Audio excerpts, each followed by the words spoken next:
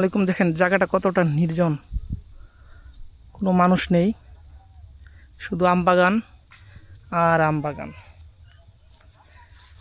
এখানে আম ঝুলে রয়েছে। দেখেন এই যে আম শেষ পর্যায়ে, প্রতিবারই বলছি আসলে আম নেই এখন বাগানে, খুব অল্প আম।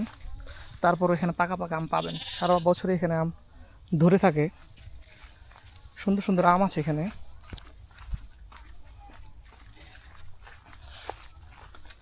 আসলে এখানে 20 থেকে 30 মিনিট হাঁটা লাগবে এই আমার বাগানটা শেষ করার জন্য। যার বাগান সে সম্ভবত ভেড়াও পালে। এখানে দেখেন বাগানের ভিতরে যে ঘাস জন্ম নেয় সেগুলো এই ভেড়াগুলো খেয়ে নিচ্ছে। একই সাথে ভেড়া পালন, আমের বাগান চাষ এবং বিভিন্ন গাছের চাষ এখানে হয়। যেমন এখানে গাছের ফাঁকে ফাঁকে কমলার গাছ, মালটার গাছ থাকে। এখানে দেখতে পাচ্ছি না, হয়তো ভিতরে থাকবে।